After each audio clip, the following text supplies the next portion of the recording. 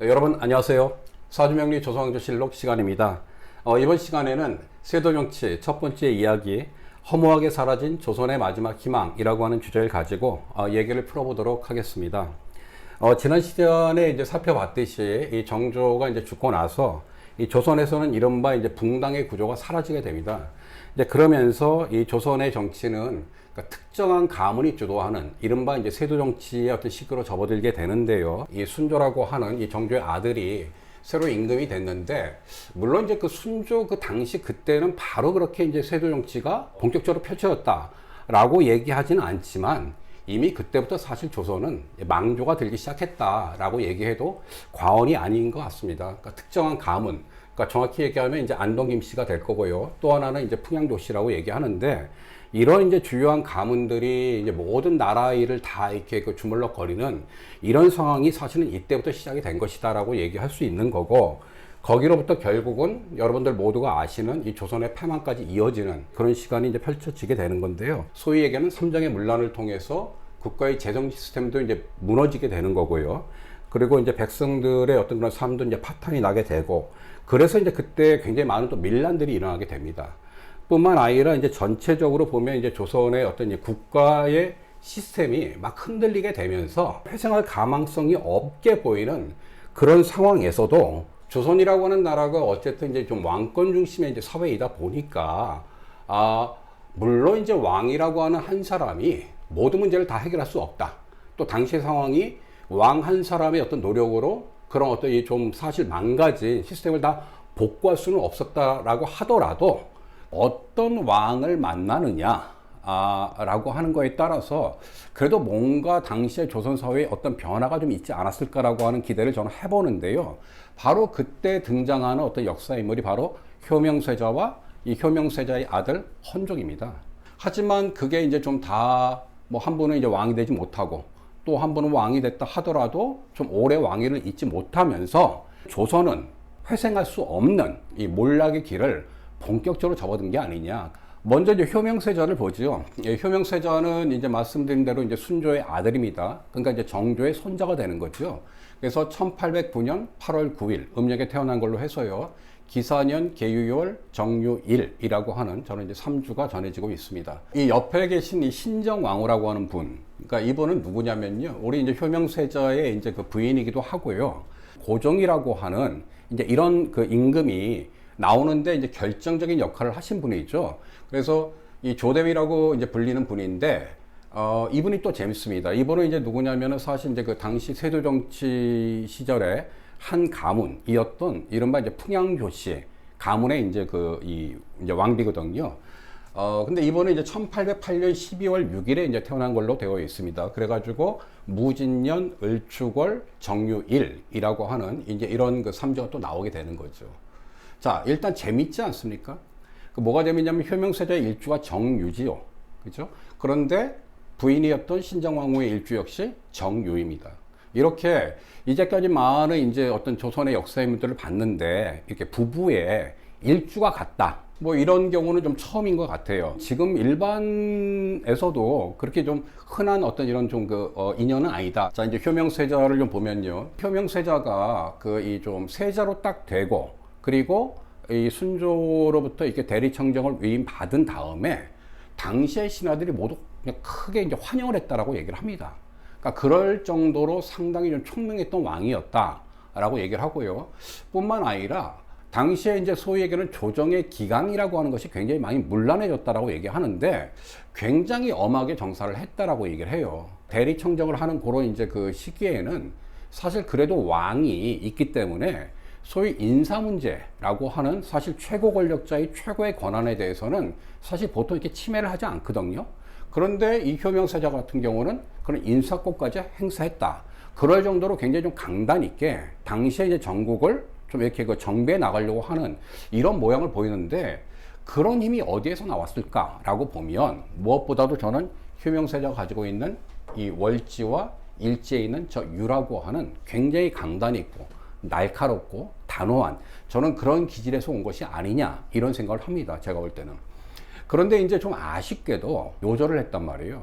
근데 이제 이와 관련해서 독살설이 나오는데, 그게 이제 뭐 당시에 이제 그 효명세자가 부인이 아무래도 이제 풍양 조씨고 점점 안동 김씨의 세력이 좀 커지다 보니까 안동 김씨를 좀 견제하려고 하는 이런 이제 그 정책 행보를 취하거든요.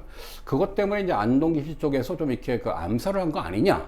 이 효명세자가 갑작스럽게 이게 병에 들어가니까 그때 귀양가 있던 정약용까지, 그러니까 정약용이 이런 좀 이렇게 뭐라고 할까, 이 병치료냐 이런 것들에 좀 이렇게 재능이 있어서 정약용까지 불러와가지고 좀 이렇게 고치려고까지 했던 노력을 했다라고 하는 기록이 나온 걸 보면 사실 그렇게 이제 뭐 어떤 독사를 했다라고 하는 거는 역사적 사실에 부합하지 않는 것 같고요. 이제 그렇다라고 하면 효명세자가 왜 그렇게 일찍 돌아갔을까라고 보면 천간에 나오는 자기 일간인 정과 월간에 있는 개라고 하는 음화와 음수가 되는데 바로 이 천간에서 정계충이라고 하는 이 충이 일어나게 되면 보통 이런 경우는 뭐냐면 정신적인 어떤 스트레스를 좀 많이 받는 이런 유형이다라고 얘기할 수 있는 거죠. 근데 그 모양도 자, 내가 환대 바로 옆에 뭐예요? 나를 극하는 이 좀 물이 오는 모양이죠. 내가 그걸 당하는 모양이라는 거죠. 일간이 정화인데 이 월지와 일지가 모두 다 유금이니까 화극금에서 내가 극하는 오행이고요. 이 연에 있는 이 사라고 하는 것도 이게 이제 보면은 지장간에 경금이란 걸 두고 있어서 사실은 사유가 만나면 또 반합을 해가지고 이게 금으로 바뀌는 거거든요. 전체적으로 금의 기운이 굉장히 강하다는 거예요. 그게 아까 말씀드린 대로 이제 효명세자의 어떤 그런 단호한 기질. 동시에 이게 이제 일간인 정화와의 관계에서 화극금이라고 해서 내가 극하는 오행이 되는 거잖아요. 즉 십성의 기호로는 재성이 되는 겁니다. 그래서 이제 재성이라고 하는 건 바로 내가 소유하려고 하는 욕망이니까 무엇인가 이건 내가 좀 통제하려고 하는, 칼같이 통제하고 이렇게 좀 장악하려고 하는 이런 좀 이 욕망과 기질이 굉장히 강했던 분인데 당시의 상황이라는 게 그렇게 쉽게 그렇게 만만하게 내가 장악할 수 없는 상황이다 보니까 같은 게 이렇게 천간에 정계라고 하는 충이 있으면서 어떻게 돼요? 이게 스트레스가 되는 거죠. 그래서 저는 이제 그런 어떤 좀 그 문제 때문이지 아닐까. 뭐 신정왕후 같은 경우는 이제 말씀드린 대로 그 일주가 이제 그 효명세자와 같은 이제 정유일주인데 토기가 굉장히 많은데 옆에 그러니까 월지에 있는 이 축이라고 하는 글자는 또 유금을 만나면 사유축 이제 이 반합이 좀 되기 때문에 이거 역시 이제 금기가 됩니다. 그러니까 역시 신정왕후도 일간이 화이니까 화극금에서 개성이 되니까 역시 이제 소유하고자 하는 욕망이 굉장히 강했죠. 그런데 이 효명세자와 다른 거는 월간에 뭐가 있습니까? 을이라고 해서 그러니까 목의 오행이 오니까 이건 효명세자와 다르게 목생화, 나를 도와주는 기운이 되는 거고요. 가장 이 신정왕후의 어떤 사주에 많은 글자가 뭐예요?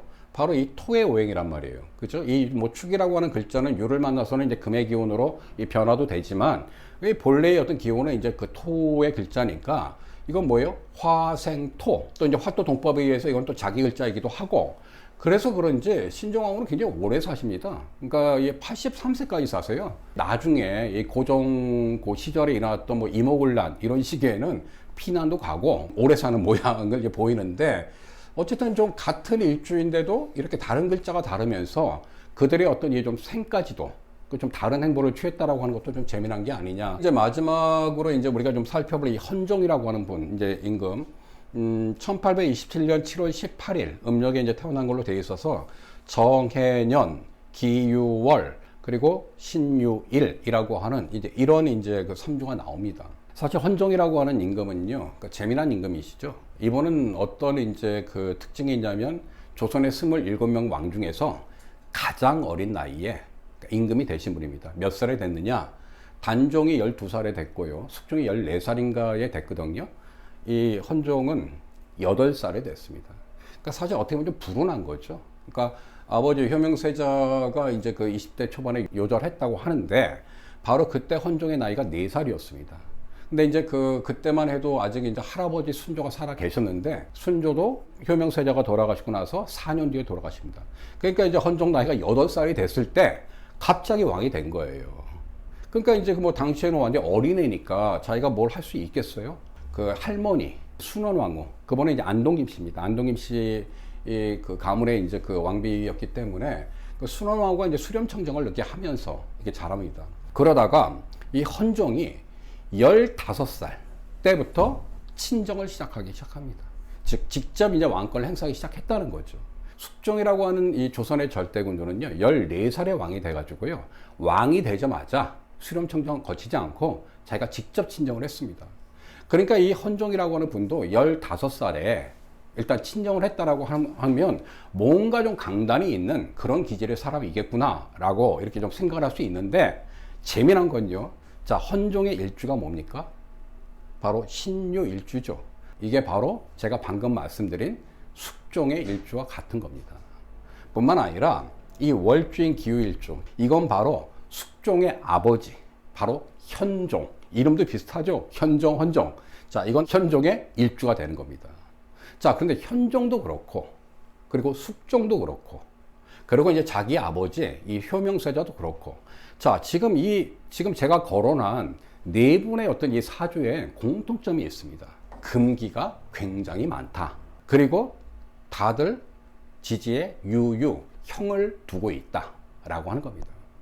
이거는 뭐 지금 앞서 다룬 분들이 다 이게 유금을 많이 갖고 있어서 제가 여러 번 설명한 거예요. 자, 유금이라고 하는 게 뭘 상징하느냐? 저는 칼이다. 아주 날카로운 칼이다. 굉장히 단호한 칼이다. 굉장히 뾰족한 칼이다. 이렇게 얘기를 했는데, 또 그게 하나도 아니고 이렇게 두 개씩 쌍으로 나라에 나오면서 이른바 형이 된다. 그러니까 얼만큼 이분들이 좀 무서운 분들이에요. 그런 모양이 그대로 나온다는 거예요. 그래서 그런지 이 헌종이라고 하는 임금도요, 사실은 굉장히 개혁하려고 노력을 많이 했다라고 실록에는 전해집니다. 할아버지 순조가 이렇게 그 어떤 직관을 했을 때만 해도 아직까지는 그렇게 이제 어떤 이 세도 가문끼리의 어떤 충돌 같은 거 이런 게 많지 않았지만, 이게 효명세자 헌정으로 오면서 점점 이제 그 이 안동김 씨와 풍영조 씨의 갈등이 심화되는 과정에서 어린 나이에 왕이 된 헌종이 이런 기질을 갖고 있다 보니까 바로 왕권을 강화하려고 했었던 거죠. 그래서 이제 헌종 같은 경우는 정조대왕처럼 이게 어떤 자기가 직접 이게 친위부대 같은 거를 그러니까 만들어내기도 하고, 또 뭐 다양한 어떤 이런 좀 이렇게 선대 왕들의 업적을 좀 기록한 이런 이제 책을 발간하기도 하는 등 전체적으로 이제 좀 왕권을 좀 강화하려고 하는 노력을 했습니다. 이 시기에 또 특히 암행어사 같은 걸 많이 좀 이렇게 보내가지고 이런 지방 그 세도 정치하고 좀 연관된 이런 지방의 탐관 오리들을 숙청하려고 하는 이런 노력들을 하다가 이분이 22살인가의 나이에 또 갑자기 요절을 하는 거예요. 이때 헌종 때 제일 많이 일어났던 사건이 뭡니까? 그게 뭐냐면 바로 천주교를 박해하는 사건들이었어요. 그게 다 이제 이 안동김 씨를 좀 견제하려고 이렇게 만들어낸 거다라고 하는 뭐 이런 얘기도 있는데요. 어쨌든 그런 과정에서 이 헌종이 좀 의문스럽게 좀 이렇게 죽게 되는 거예요. 물론 이와 관련해서도 당시에 안동김 씨 쪽에서 이제 이게 독살을 한 것이다. 왜냐면 갑자기 피를 토하고 뭐 등등 이렇게 이제 죽었다고 하니까 뭐 이런 얘기도 있고, 또 하나는 헌종이 사실은 이 밑에 유라고 하는 글자는 뭡니까? 이게 도화의 글자이고 이성과의 좀 스캔들의 글자이기도 하거든요. 그런데 이제 헌종이 그렇게 또 잘생겼대요. 궁녀들이 이렇게 꼬시려고도 했다. 거꾸로. 뭐 이런 얘기도 전해지는데, 그렇게 여색을 좀 많이 탐했다고 하더라고요. 이 헌종 같은 경우도. 그래서 이제 뭐 그렇게 이제 뭐 녹용 같은 거 있잖아요. 몸에 좋다라고 하는 것들. 이거를 굉장히 많이 먹었대요. 많이 이제 먹고 그러면서 좀 이렇게 오히려 간 같은 데 문제가 생겨가지고 그래서 이제 좀 생긴 병으로 돌아가신 거다라고 하는 뭐 이런 얘기도 나오는데, 어쨌든 헌종도 좀 이렇게 그 본격적으로 자기 정사를 피려고 하는 그 나이에 이렇게 요절을 하면서 어떻게 보면은 좀 당시 좀 그런 강한 지도력으로 뭔가 흔들리는 조선을 좀 다시 세울 수 있는 그런 기회는 완전히 좀 사라지게 된 게 아니냐. 그 실제로 그래서 이 헌종이 죽고 나서는 어떻게 됐습니까? 철중이라고 하는 정말 굉장히 먼 왕이 이게 옹립이 되잖아요. 누구에 의해서? 바로 세도 가문인 안동 김씨에 의해서. 그때부터 조선은 본격적인 이 세도 정치 시기로 완전히 접어들게 되는 거고, 결국 그런 의미에서 저는 이 효명세자와 헌종이라고 하는 분이 어쨌든 이 조선을 좀 뭔가 다시 한번 좀 바꿀 수 있었던 그런 마지막 기회, 마지막 희망이 아니었겠는가. 물론 저는 효명세자나 헌종이 됐다 하더라도 이미 조선이라고 하는 사회가 재기하기에는 굉장히 좀 이렇게 어려운 상황이었다. 그건 무엇보다도 역사라고 하는 것이 특정한 인물들에 의해서 물론 영향을 받긴 하지만 그분들에 의해서만 진행되는 게 아니잖아요. 근데 우리가 앞서 봤던 대로 조선의 어떤 지난 시기라고 하는 것이 무엇인가 어떤 이 세계사의 흐름에 좀 조응하는 그런 대안적이고 좀 나아가는 그런 어떤 이 사상적인 대안이라든지 또 그 대안을 어떤 이 좀 실현할 수 있는 그러한 정치 세력들이 제대로 성장하지 못했던 것, 조선이 그러니까 몰락하게 된 이유는 거기에 있지 않은가라고 하는 생각을 좀 하게 되는 거고요. 그럼에도 불구하고 어쨌든 이 효명사자와 헌종이 이렇게 좀 일찍 그 자기 뜻을 제대로 못 피고 요절한 것은 좀 아쉬운 일이다. 세도 정치 시기는 다른 말로 하면 또 밀란의 시기라고도 얘기합니다.